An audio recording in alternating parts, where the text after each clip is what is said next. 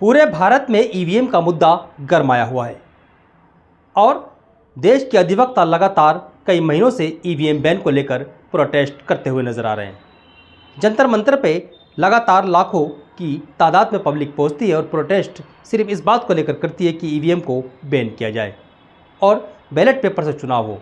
लेकिन क्या आने वाले लोकसभा चुनाव जो होंगे उसमें ईवीएम बैन हो पाएगी या नहीं हो पाएगी, ये तो आने वाला समय बताएगा। लेकिन फ़िलहाल देश की जनता और देश के जो विपक्षी नेता है वो चाहते हैं कि ईवीएम को बैन किया जाए।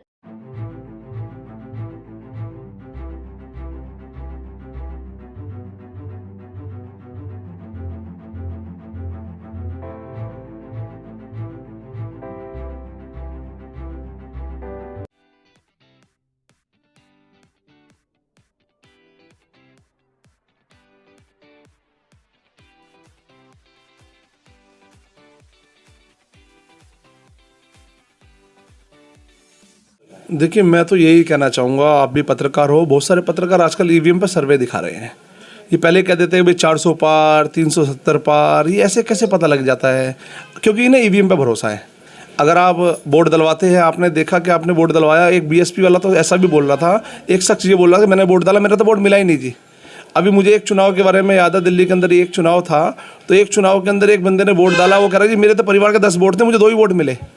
तो अगर ईवीएम नहीं हो तो लोगों को ये तो पता लग जाए कि भाई कितने वोट पड़े हैं, कितने नहीं पड़े। अब एक शख्स ने कभी ईवीएम पे वीडियो वायरल हो रही थी, उसके अंदर उसने बटन दबा के रखा हुआ, उसने दिया तो हाथी को वोट, पर वो कमल के ऊपर जा रहा है।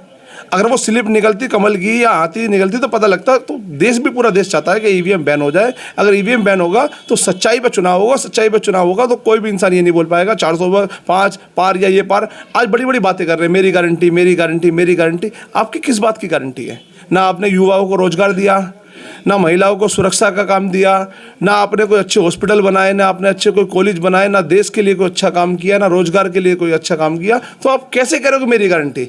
सिर्फ ये एक ही गारंटी है, ईवीएम की गारंटी, इसके अलावा कोई गारंटी नहीं है। अगर ईवीएम नहीं होगा तो इनकी गारंटी भी झूठी खिलाई जाएगी। क्या ईवीएम बैन होनी चाहिए? बिल्कुल, पूरा देश चाहता है ईवीएम बैन होनी चाहिए। देखिए, मैं ये कहना चाहूँगा, वो पुलिस वाला 2 स्टार लगा रखा था, ठीक है, और मुझे ऐसा नहीं लगता कि पुलिस वाले ने अपनी मर्जी से कराए। वो बीजेपी की एक ही राजनीति है, हिंदू मुस्लिम की राजनीति करो, दंगा भड़काओ, लड़ाई झगड़ा कराओ और चुनाव जीत जाओ, यही बीजेपी करती आई है। तो मुझे लग रहा है कि इसके पीछे भी किसी बीजेपी के बड़े नेता की साजिश है।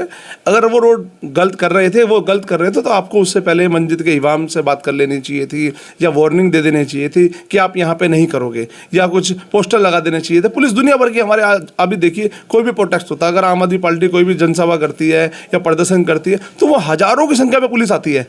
क्या 10-20-50 पुलिस वाले वहाँ नहीं भेज सकते थे? वो 10-20 पुलिस वाले पहले ही बता देते हैं कि यहाँ पे रोड बंद नहीं करना, आपने नमाज नहीं पढ़ना, आपने नोटिस लगाया।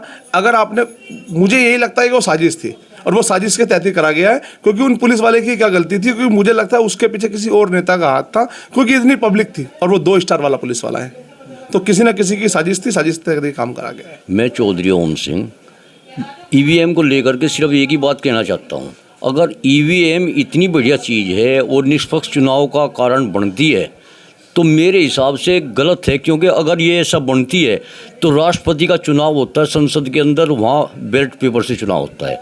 किसी और जो भी संसद में, विधानसभा में, किसी एमसीडी के ऑफिस में, कहीं भी जहाँ नेता वोट डालते हैं वे पेपर से वोट डालते हैं, वहाँ ईवीएम का इस्तेमाल क्यों नहीं होता? क्योंकि नेताओं को पता है कि इसमें गड़बड़ी है, वही करवाने वाले हैं, उनको मालूम है कि अगर यहाँ ईवीएम किया गया तो गड़बड़ हो जाएगी। लेकिन जनता के बीच में जाकर के वही लोग कहते हैं कि ये ईमानदारी का काम है और इसमें वोट डालिए और ये निष्पक्ष चुनाव होता है, जबकि वो बिल्कुल गलत है। जितनी भी चीज़ें दिखी जा रही है उसमें ऐसा ही लगता है कि बटन किसी को दबाओ और वोट किसी को जाती है। यहाँ सारी नहीं जा सकती, क्योंकि सब काम तो हो ही नहीं सकते। बहुत उसमें से अगर 10% का भी फर्क कर दिया तो दूसरी पार्टी जीत जाती है, और जो सत्ता में होती है उसके हाथ में सारे काम होते हैं, अधिकारी भी उसके, सॉफ्टवेयर बनाने वाले भी उसके है, हर चीज़ उसी के अधिकार में रहता है, विपक्ष के अधिकार में नहीं रहता। हाँ, बिल्कुल ईवीएम बैन होनी चाहिए, बिल्कुल होनी चाहिए। मैं कहता हूँ कि बिल्कुल होनी चाहिए। अगर संसद में ये काम नहीं हो सकता और ईवीएम वहाँ नहीं चल सकती तो फिर पूरे देश में क्यों चलाई जा रही है?